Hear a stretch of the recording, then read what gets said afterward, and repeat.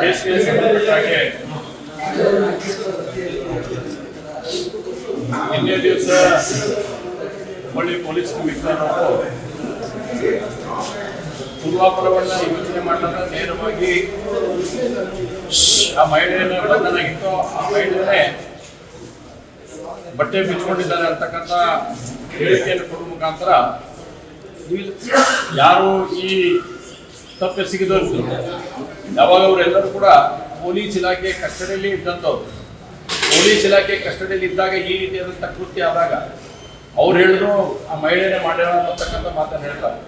ಆದರೆ ಹಾಗಾದರೆ ಅವರೇ ಮಾಡ್ಕೊಂಡ್ರೆ ಅಂತಂದ್ರೆ ಅಲ್ಲಿರ್ತಕ್ಕಂಥ ಪೊಲೀಸರು ಏನು ಒಳಗಡೆ ವ್ಯಾನಲ್ಲಿ ಇರ್ತಕ್ಕಂಥ ಪೊಲೀಸರು ಏನು ನೋಡ್ತಾ ಇದ್ರ ಅಂತಕ್ಕಂಥದ್ದನ್ನು ಕೂಡ ನಾವು ಕೇಳುತ್ತಾ ಇವತ್ತು ಆಗ್ತಾ ಇದೆ. ಯಾಕಂದ್ರೆ ಪೊಲೀಸರ ಕಮಿಷನರ್ ಹೇಳಿಕೆಯಿಂದ ಇದಕ್ಕೆ ಬಹಳಷ್ಟು ಬೇರೆ ಬೇರೆ ರೂಪದಲ್ಲಿ ಇವತ್ತು ಪ್ರಯತ್ನಗಳಾಗ್ತಾ ಇದ್ದಾವೆ.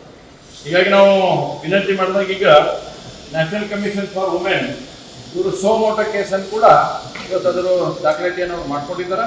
ಮತ್ತು ಇಲ್ಲಿ ಈಗಾಗಲೇ ನಮ್ಮ ಕರ್ನಾಟಕದ ಡಿ ಜಿ ಅವರಿಗೆ ಕೂಡ ಇದನ್ನು ಕಳಿಸುವಂಥದ್ದು ಮಾಡಿ ಇದು ಫೇರ್ ಆಗಿ ಎಲ್ಲ ಎನ್ಕ್ವೈರಿ ಆಗ್ಬೇಕಂತಕ್ಕಂಥ ವಿವರಣೆಯನ್ನು ಕೂಡ ಅವ್ರು ಕೇಳಿದ್ದಾರೆ, ಏನಾಗಿದೆ ಅಂತಕ್ಕಂಥ ಸಂಪೂರ್ಣ ವಿವರಣೆಯನ್ನು ಕೂಡ ಕೇಳಿದ್ದಾರೆ.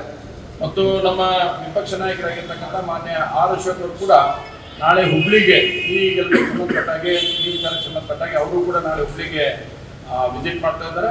ಅದರ ನಂತರ ಉಳಿದ ಏನೇನು ಆಗಿದೆ ವ್ಯತ್ಯಾಸಗಳನ್ನು ನೋಡ್ತಾ ಇದ್ದೇವೆ. ದುರ್ದೈವದ ಸಂಗತಿ ಅಂದರೆ ಕಾಂಗ್ರೆಸ್ಸಿನ ಅನೇಕ ನಾಯಕರು ಹೋಗಿ ಅವ್ರ ಕಾರ್ಪೊರೇಟರ್ನ ಬಂಧನ ಮಾಡಬೇಡ್ರಿ ಅಂತಕ್ಕಂಥ ಆಗ್ರಹವನ್ನು ಮಾಡಿದ್ದಾರೆ. ನಾನು ಕೇಳಕ್ಕೆ ಇಷ್ಟಪಡ್ತೀನಿ, ಇಲ್ಲಿವರೆಗೂ ಕೂಡ ಅವ್ರ ಕಾರ್ಪೊರೇಟರ್ ಈ ಮರ್ಯಾದಾಸ್ ಅಂತಕ್ಕಂಥ ನಮ್ಮ BLA2 ಮೇಲೆ 4 FIR ಮಾಡಿಸುವಂತ ಮಾಡಿದ್ದಾರೆ. ಆದರೆ ನಾವು ಯಾರು ಹೋಗಿ ಅವ್ರನ್ನ ಅರೆಸ್ಟ್ ಮಾಡಬೇಡ್ರಿ ಅಂತ ಹೇಳಿದ್ದಿಲ್ಲ. ನಿಮ್ದೇನು ಕಾಯ್ದೆ ಕಾನೂನು ಐತೆ ಆ ಕಾನೂನು ಪ್ರಕಾರ ಕ್ರಮ ಕೈಗೊಳ್ರಿ ಅಂತ ಹೇಳಿದ್ವಿ. ಆದರೆ ಇವತ್ತು ಕಾಂಗ್ರೆಸ್ ನಾಯಕರು ಹೋಗಿ ಅಲ್ಲಿ ಅವ್ರ ಕಾರ್ಪೊರೇಟರನ್ನ ಬಂಧಿಸಬೇಡ್ರಿ ಅಂತ ಹೇಳೋ ಮುಖಾಂತರ ಅವ್ರ ಕಾರ್ಪೊರೇಟರ್ ಇನ್ವಾಲ್ವ್ಮೆಂಟ್ ಇದರಲ್ಲಿ ಎಷ್ಟಿತ್ತು ಅಂತಕ್ಕಂಥದ್ದನ್ನ ಸಾಬೀತು ಮಾಡುವಂಥ ಪ್ರಯತ್ನ ಅವರೇ ಮಾಡಿದ್ದಾರೆ ಅನ್ನೋದನ್ನು ಕೂಡ ಸ್ಪಷ್ಟವಾಗಿ ಲೆಕ್ಕಿಟ್ಟಿದ್ದಾರೆ.